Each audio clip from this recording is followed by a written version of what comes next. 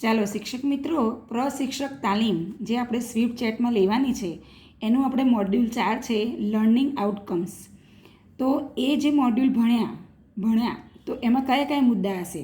તો પ્રીફેસ છે, understanding of LO, IMP of LO and progression in LO, અધ્યયન નિષ્પત્તિની સમજ અને વિષય વસ્તુ સાથે જોડાણ, અધ્યયન નિષ્પત્તિ આધારિત વર્ગખંડ પ્રક્રિયાઓ ધોરણ 6 હિન્દી, અધ્યયન નિષ્પત્તિ આધારિત વર્ગખંડ પ્રક્રિયાઓ ધોરણ 6 ગણિત, ધોરણ 6 SS, training module expectation from teacher અને training module expectation from student.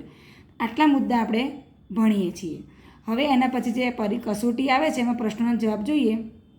પહેલું છે નીચે આપેલ વિકલ્પોને યોગ્ય ક્રમમાં ગોઠવો. અધ્યયન નિષ્પત્તિ, પાઠ્યપુસ્તક, અભ્યાસક્રમ ને એસસીએફ. જવાબ આવશે ડ, ક, અ, બ. બીજું છે અધ્યયન નિષ્પત્તિ એટલે શું?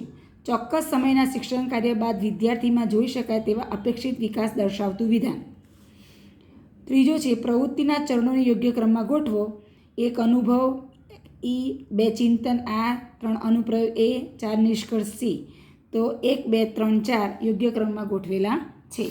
હવે જોઈએ ચોથો પ્રશ્ન. વર્ગખંડમાં અધ્યયન નિષ્પત્તિ સિદ્ધ કરવા માટેના પગલાઓને યોગ્ય ક્રમમાં ગોઠવો. તો અધ્યયન સામગ્રીની પસંદગી, પૂર્વ તૈયારી, વિષય વસ્તુનું વાંચન, અધ્યયન અધ્યાપન પ્રક્રિયા. પાંચમું જોઈએ એનસીએફના કયા પ્રકરણમાં શિક્ષણના ઉદ્દેશ્યો પરથી તારવેલ અભ્યાસક્રમના ધ્યેયોએ શાળા શિક્ષણના 4 તબક્કાઓ માટે ઇચ્છિત શૈક્ષણિક સિદ્ધિઓને દિશાસૂચન આપે છે? તો જવાબ છે પ્રકરણ 2. છઠ્ઠું જોઈએ એસસીએફનું પૂરું નામ શું છે? State curriculum framework. સાતમું જોઈએ એનઈપી 2020 અને એનસીએફ શિક્ષણ શેના પર ભાર મૂકે છે? તો વિચાર્યા વગર શીખવાની તકો. આઠમું જોઈએ અધ્યયન નિષ્પત્તિનું પૃથ્થકરણ કરવાથી આપણને શું જાણવા મળશે? તો 4 વિકલ્પ છે બધા જ, એટલે ઉપરના તમામ. નવમું જોઈએ વર્ગખંડ શિક્ષણ કરતાં પહેલાં નીચે પૈકી કઈ બાબતો પ્રત્યે વિચારવું જોઈએ? તો ઉપરના તમામ.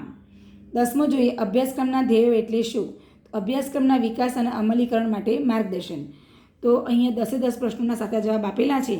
તો મારો વિડીયો પૂરો થાય છે અને જો મારા જવાબો સાચા લાગ્યા તો લાઈક કરજો અને આગળના મોડ્યુલના જોવા માટે પ્રશ્નોના જવાબ જોતા રહો મારા આગળનો વિડીયો.